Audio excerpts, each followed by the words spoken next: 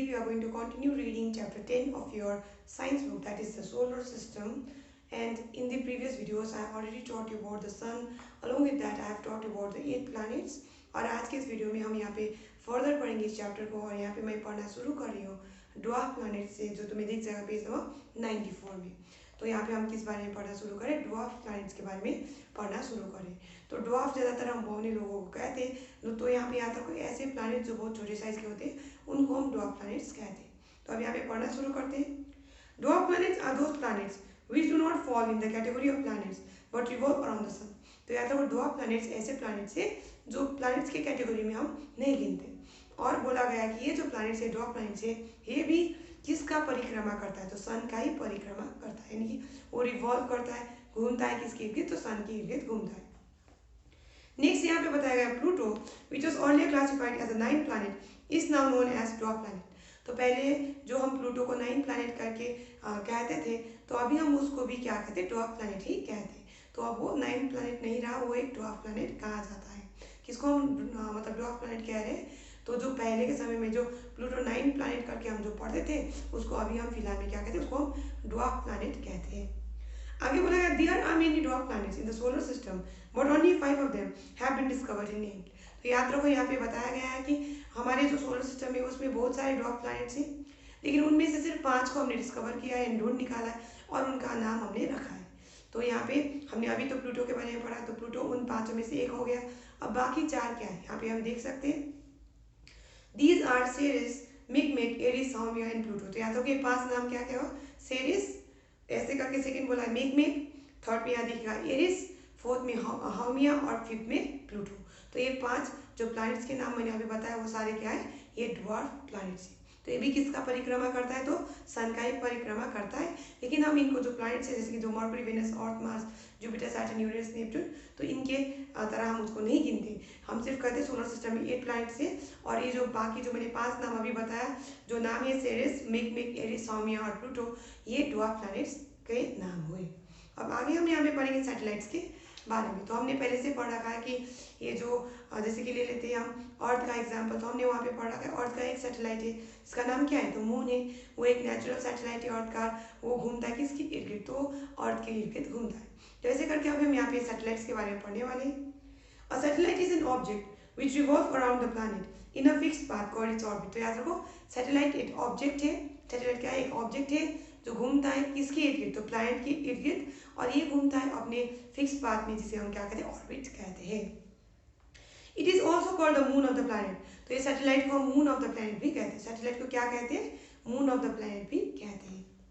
Every planet except Mercury and Venus has a moon और moons. तो याद रखो सारे प्लैनेट्स के अपने क्या है? उनके सैटेलाइट्स है, लेकिन किसके सैटेलाइट्स नहीं है? तो याद रखो यहाँ पे बताया गया मर्क्यूरी और वेनस, जो कि नज़दीकी 2 प्लैनेट हुए किसके? तो सन के। तो ये जो मर्क्यूरी और वेनस है इनके क्या नहीं है? तो सैटेलाइट्स नहीं है। There are 2 types of satellite, natural and artificial. तो अब आगे यहाँ पे हम पढ़ेंगे, यहाँ पे बताया गया है कि 2 किस्म के सैटेलाइट से, एक है नेचुरल सैटेलाइट और दूसरा है आर्टिफिशियल। नेचुरल कहने पर जो प्राकृतिक रूप से हमें देखने को मिलता है, और मैन मेड जो होगा उसको हम कहते हैं, यहाँ पे देखने को मिलेगा तुम्हें आर्टिफिशियल। तो जो मैन मेड सैटेलाइट होगा जो हम भेजेंगे उसको क्या कहेंगे? स्पेस में जो हम भेजेंगे हमारे जो प्लैनेट के इर्द गिर्द घूमने के, उसको हम कहेंगे आर्टिफिशियल सैटेलाइट। तो अब यहाँ पे आगे हम पढ़ना शुरू करेंगे अभी नेचुरल सैटेलाइट के बारे में। Natural satellite, moon is a natural satellite of earth. तो ये मैंने थोड़ी देर पहले तुम्हें बताया, मून हमारे अर्थ का क्या है? नेचुरल सैटेलाइट है। इसको हम लोगों ने, ह्यूमन बीइंग्स ने नहीं बनाया है। It takes 27 days to complete 1 revolution around the earth. तो याद रखो हमने पहले से पढ़ रखा है कि ये जो सन का परिक्रमा करने के लिए जो अर्थ है उसको कितना समय लगता है? तो हमने पढ़ रखा है उसका जो रेवोल्यूशन करने के लिए, सन का रेवोल्यूशन 1 revolution को कंप्लीट करने के लिए उसको लगता है 365 days and 6 hours। ऐसे करके याद रखो ये जो अर्थ है उसका एक रेवोल्यूशन करने के लिए, यानी कि जो मून होगा, इसका जो नेचुरल सैटेलाइट है उसको अर्थ का एक रेवोल्यूशन कंप्लीट करने के लिए उसको लगता है कितना? तो बोला गया यहाँ पे टेक्स 27 days। तो कितने दिन? 27 दिन लगते हैं। आगे बताया गया moon does not have an atmosphere and light but it appears bright as it reflects the light of the sun. तो याद रखो मून का अपना एटमोसफियर नहीं है।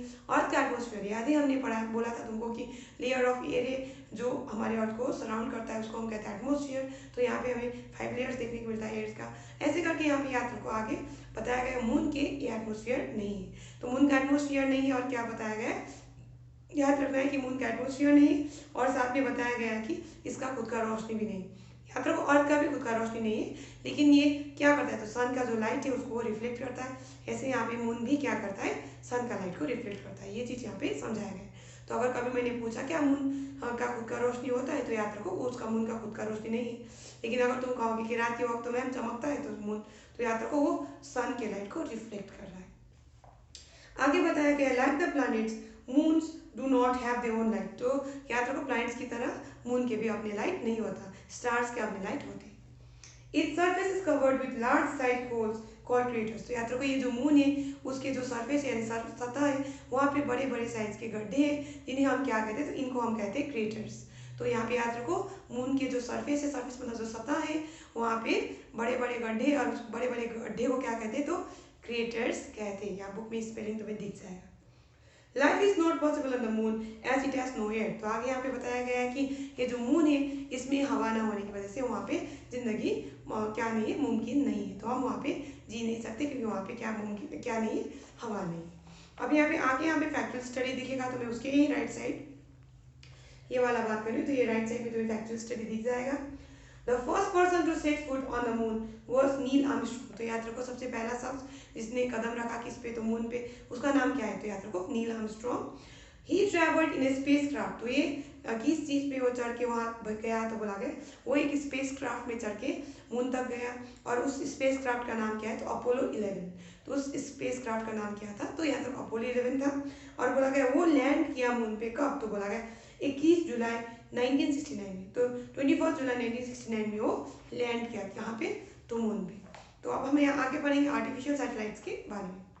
Artificial satellites are those objects which are made by man and sent into space to orbit a planet। तो याद रखो जो मैं अभी थोड़ी देर पहले बता रही थी, ये जो आर्टिफिशियल सैटेलाइट्स होंगे ऐसे सैटेलाइट्स होंगे जो ह्यूमन बीइंग बनाएगा, यानी कि मैन मेड थिंग्स है। तो मैन मेड थिंग्स भी आएंगे। तो आर्टिफिशियल सैटेलाइट कौन बनाएगा, तो या तो मैन मेड मतलब ह्यूमन बीइंग बनाएंगे और उसको हम भेजेंगे स्पेस में किसकी परिक्रमा करने के लिए, तो कोई प्लैनेट के इर्द गिर्द घूमने के लिए। They are launched using powerful space rockets and keep revolving around the planet। तो उसको लॉन्च करने के लिए यानी ऊपर भेजने के लिए हम किसका प्रयोग करते हैं, तो बोला गया स्पेस रॉकेट का। पावरफुल स्पेस रॉकेट का हम वहाँ पे प्रयोग करते हैं जो उसको स्पेस में ले जाएगा। ऐसे करके आगे यहाँ पे बताया गया है कि ये जो स्पेस में जाएगा उसके बाद वहाँ पे वो क्या करे, रिवॉल्व करेगा कोई प्लैनेट के इर्द गिर्द। नेक्स्ट यहाँ पे बताया गया है the first man made satellite was Sputnik 1 launch by Russia in the year 1957। अब ये वाला आंसर तुम याद रखो, ये जीके वगैरह में भी पूछा जा सकता है। अगर पूछा जाए कि फर्स्ट मैन मेड सैटेलाइट का नाम क्या है, तो स्पुतनिक 1 है। और कौन से देश ने बनाया था, तो अभी हमने पढ़ा रशिया ने उसको बनाया। और कौन से साल में, तो तुम्हें देखने को मिल जाएगा 1957 में ये बनाया गया था। तो याद रखो कब लॉन्च हुआ, 1957 में। कौन से देश ने बनाया, रशिया ने। और नाम क्या है, स्पुतनिक 1। ऐसे करके आगे बताया गया है since then thousands of satellites have been made by different countries. तो उसके बाद बहुत सारे मतलब हजारों की संख्या में सैटेलाइट्स भेजे गए यानी बनाए गए, अलग अलग कंट्री द्वारा भेजे गए कहाँ पे, स्पेस पे। तो ये चीज़ याद रखना है। तो since then thousands of satellites have been made by different countries. तो उसके बाद हजारों की संख्या में क्या बनाए लोगों ने, अलग अलग देशों ने ऐसे सैटेलाइट्स बनाए हैं। India made its first satellite in the year 1975 and named it Aryabhata. तो याद रखो इंडिया ने सबसे पहला जो सैटेलाइट उसने बनाया उसका नाम क्या रखा, तो आर्यभट्टा रखा। और वो कौन से साल में बनाया गया था, याद रखो 1975 में। तो इंडिया ने सबसे पहला जो सैटेलाइट उसने बनाया कौन से साल में बनाया, 1975 में। और इसका नाम क्या है, तो याद रखो आर्यभट्टा। अब आगे यहाँ पे बताया गया है स्टार्स के बारे में। तो अब हम यहाँ पे स्टार्स के बारे में पढ़ना शुरू करेंगे। Stars are small twinkling objects in the sky which can be seen only at night. तो याद रखो तारे क्या है, जो टिम टिम करते हैं, जो चमकते हैं, तो इसको हम कह रहे हैं ट्विंकलिंग। जो याद रखो स्टार्स आर स्मॉल, तो ये छोटे छोटे जो चमचमाते हुए जो क्या होते हैं, ऑब्जेक्ट्स होते हैं जो हमें आकाश में दिखते हैं कब, तो बोला गया रात के समय। तो ये क्या है, तारे हैं। They are huge balls of hot gases which produce their own heat and light. तो ये याद रखो सन की तरह, जो सन भी एक स्टार है, इसलिए याद रखो ये जो स्टार्स है ये क्या है, तो ह्यूज बॉल्स है किसके, तो हॉट गैसेस के, और इसके खुद के लाइट और हीट होते हैं। तो याद रखो विच produce their own heat and light. तो प्लैनेट्स के अपनी हीट एंड लाइट नहीं होता, ऐसे करके जो सैटेलाइट्स उनके भी नहीं होता, लेकिन यहाँ पे आता है किसकी हीट एंड लाइट अपना खुद का होता है। तो यहाँ पे हमें देखने को मिल रहा है कि ये जो स्टार्स होते हैं उनके खुद का हीट एंड लाइट होता है। आगे बोला है they are of different colours and sizes. तो ये अलग अलग कलर्स के हमें देखने को मिलता है और अलग अलग साइजेस के देखने को मिलता है, साइज मतलब आकार के देखने को मिलते हैं। They are millions of stars in our galaxy. तो हमारे गैलेक्सी में मिलियंस ऑफ स्टार्स है। मिलियन, 1 मिलियन में 10 लाख होता है, तो मिलियंस ऑफ स्टार्स हमारे गैलेक्सी में है। तो गैलेक्सी क्या है, तो ग्रुप ऑफ स्टार्स है, याद रखो। तो यहाँ पे बताया गया है कि हमारी गैलेक्सी में मिलियंस ऑफ स्टार्स है। आगे बताया गया है there are millions of stars in our galaxy Milky Way and some of them are larger than the sun. तो यहाँ पे जो हमारे जो गैलेक्सी में मिलियंस ऑफ जो स्टार्स है उनमें वो जो स्टार्स है वो बड़े बड़े साइज के, और बताया गया है कि कोई कोई तो हमारे सन से भी बड़े हैं। We cannot see the stars during daytime because the sun is much brighter as compared to दिन। तो याद रखो दिन के वक्त हमें स्टार्स नहीं दिखते क्योंकि उस वक्त क्या जोर से चमकता है, तो सन का जो रोशनी होता है उन स्टार्स के रोशनी के मुकाबले ज़्यादा होता है, इसलिए हमको दिन के वक्त स्टार्स नहीं दिखते। नेक्स्ट यहाँ पे बताया गया they are far from the earth so they look like tiny spots. अब ये दूसरा पॉइंट यहाँ पे बताया गया है कि ये हमारे पृथ्वी से दूर है, तो पृथ्वी से दूर होने की वजह से वो दिखने में बहुत ही छोटे दिखते हैं। तुम लोग गौर किए होगे, अगर कोई चीज़ मान लो कोई पेड़ अगर तुमसे बहुत दूर है तो ऐसे में देखने में लगता है कि वो पेड़ छोटा है, लेकिन जितना तुम उस पेड़ के नज़दीक जाओगे तो लगेगा वो पेड़ बड़ा है। तो ऐसे करके आता है ये जो स्टार्स है वो भी बहुत दूर होने की वजह से देखने में छोटे नजर आते हैं। The sun is the nearest star to the earth and therefore appears so big and bright। तो आगे याद रखो सन सबसे नजदीकी स्टार है हमारे अर्थ से, और इसी वजह से वो क्या दिखता है, तो बड़ा दिखता है और साथ में चमक वाला यानी चमकीला वो दिखता है। ब्राइट मतलब बहुत उजाला वाला वो दिखता है। तो याद रखो सन सबसे नजदीकी स्टार है किससे, तो अर्थ से, और इसी वजह से वो सबसे बड़ा और ब्राइट दिखता है। तो आज हम ये जो चैप्टर है इसको यहीं तक पढ़ेंगे, और ये जो चैप्टर का जो रिमेनिंग पोर्शन है इसको मैं नेक्स्ट क्लास में कंप्लीट कर दूंगी। So we are going to stop here for today children. I hope you have understood. और ये जो मैं बार बार तुम्हें बोल रही हूँ, ये जो पिछले वाला चैप्टर है, जो चैप्टर 9 की क्वेश्चन आंसर्स को याद करना शुरू कर दो। मैं कोई दिन उसका टेस्ट लूँगी तुमको तुम्हारा, और इसके जो एक्सरसाइज है चैप्टर 9 के वो सब भी तुम याद करना शुरू करो।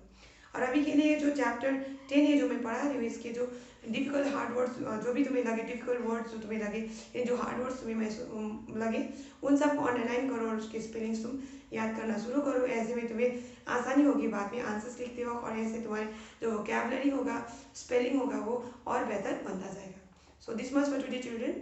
Thank you.